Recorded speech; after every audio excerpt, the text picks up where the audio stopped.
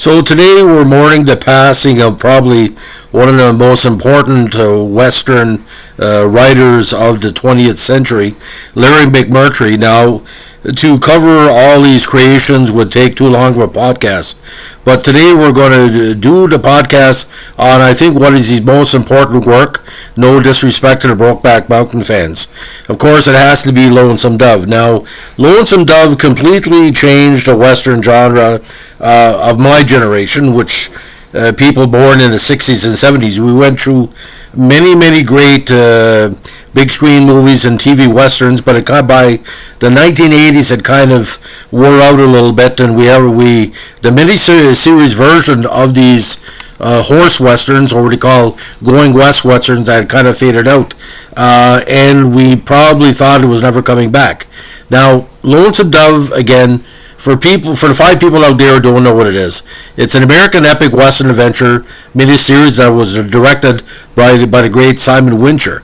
It is a 4-part adaptation of the 1985 novel of the same name by Larry McMurtry. Now, this is an expansion of a script that he co-wrote with the great director Peter Bogdanovich, intended to star John Wayne, Jimmy Stewart, and Henry Fonda. But the film was never made after Wayne's directorial muse, John Ford, advised Wayne against it.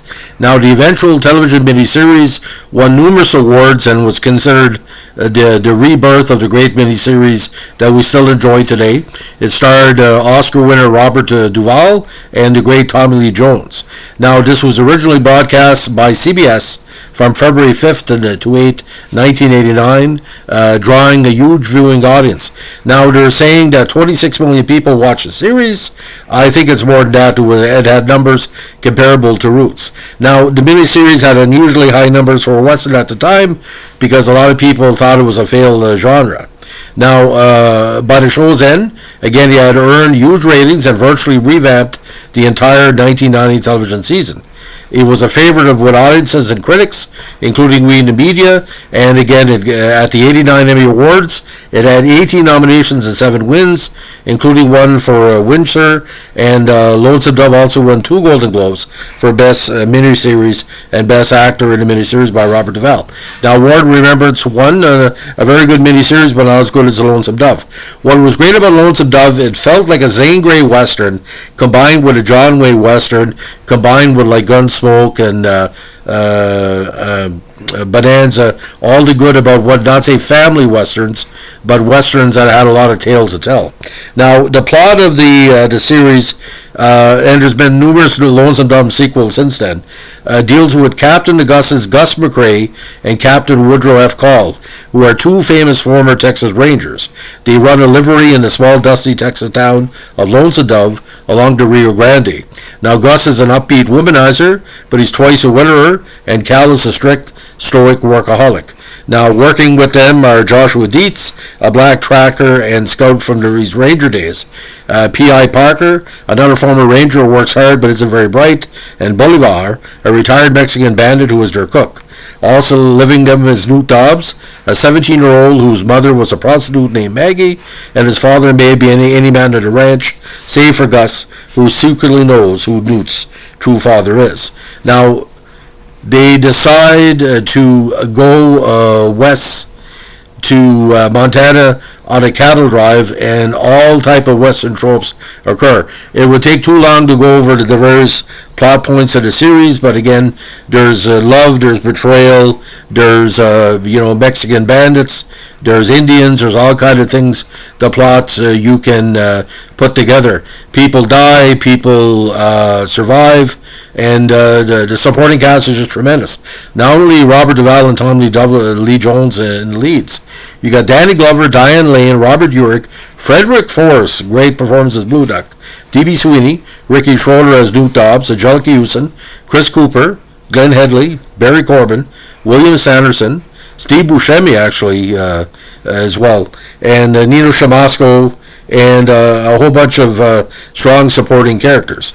Now, Again, because it was originally based on a screenplay they wrote by Bogdanovich, not too many Hollywood studios were interested in the project, and ended up being bought by, of all companies, Motown Productions, headed by the great Suzanne de Passé. Motown made the miniseries for CBS with Robert Hamley Incorporated as deficit financer. Now, Hamley's company was being taken over at the time by Quintex, whose head of American operation, David Evans, suggested Wincher as director. Now, CBS also suggested him on the basis of The Last Frontier and Bluegrass. Now, Duvall, who had director approval, watched some of Wincher's films and approved him. Now, 4 actors, including Charles Bronson, James Garner, and John Voight, besides Duvall, were offered a role of Woodrow Call, but declined for various reasons. But before the role fell to Tommy Lee Jones, Duvall was also offered the part.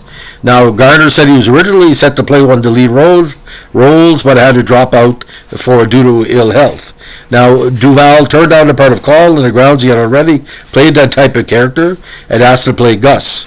Now, Bronson agreed to play Blue Duck, which would have been an outstanding performance, but he was under contract to Cannon Films, who said he was required to make a movie for them instead. Now, Frederick Forrest played a poor man's Charles Bronson in the part, but you can imagine if Charles Bronson would have played Blue Duck, who was the most evil character in the whole show. A Mexican bandit who does nothing but driving the Texas Rangers nuts. Now, the miniseries was partially shot of Alamo Village. The movie was set originally created for John Wayne's The Alamo. Now, the majority of the miniseries was filmed at the Moody Ranch, located 7 miles south of Del Rio, Texas. Other locations used for filming were ranches in Texas and New Mexico, and the series was shot over 90 days. Now, real ranch horses was used for authenticity during the filming of the movie, and Tommy Lee Jones and Robert Duvall did their own stunts in the film, except for one brief scene that required Duvall to ride in the center of a herd of bison. Now, Iowa Television has shown a digitally remastered version of the miniseries in 2007, and the DVD version is just completely tremendous. Now, the novel by McMurtry eventually won a Pulitzer, and the Lonesome Dove adaptation has that same type of excellence. Now, according to the New York Times, he said that basically it's revised version of the Western revived the miniseries, the Western, and all things good about the Western series. Now, it was the highest rated miniseries or movie that season, and bigger than actually the massive ratings or of Warren Remembrance, which won the Emmy over them. Now, the part 4 had the highest ratings of the series for obvious reasons at 27.3. Now, it's considered by many not only the best miniseries of all time, probably a top 5 television program of all time. If you sat down with a bunch of people who have never seen Lonesome Dove, you want to take a binge watch, their heads would completely explode.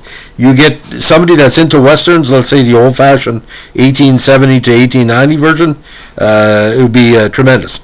Now, in the Emmys, it won for outstanding casting, like I just said, tremendous series, achievement in makeup, achievement in music, costume design, directing, sound editing, sound mixing, and some tremendous nominations as well.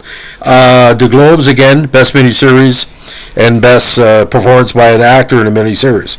And the Television Critics Association called it the Program of the Year, and Outstanding Achievement in Drama, Western Heritage Television Feature Film winner, Writers Guild of America Adapted Long Form winner, and also the Casting Society of America, the big one, which is best casting for the TV miniseries. So to give away Lonesome Dove would not be what I'm doing here. McMurtry's vision. Watch the series. The word vision comes up a lot in the miniseries, but McMurtry's vision was completely established in this series. I visited Montana a few years later to kind of celebrate my connection with it, when in the late 1980s we were looking for a set of new heroes, and Duvall had been a hero to us for a number of years. But seeing Duvall and Jones work together, but imagine Charles Bronson would have just hit it out of the park. But Frederick Forrest gave the best kind of partial Charles Bronson impersonation you ever see. But every piece of McMurtry's talent, and Bogdanovich as well, is in this movie. It has to be seen to be believed. Everything you could expect about a great movie is in the Lonesome Dove series, and beyond that. It is that good, there's not even words can describe how good it is. It will be imprinted on your soul, especially if you love Westerns, from the first second to the last scene. And death scenes galore, that's all I can say. The way they live and die to the series, it'll make you cry, it'll make you laugh, it'll make you be angry, it'll make you say, what the hell is going on here? But like I said, from start to finish, it's all up there on the screen. Literally, all up there on the screen. So Larry McMurtry, rest in peace, my brother. You brought us one of the greatest American television, American iconic programs of all time, and that your legacy will live forever. And we salute you on this sad day that you're in passing, but again, it's all up there on the screen. Thanks for listening. Bye.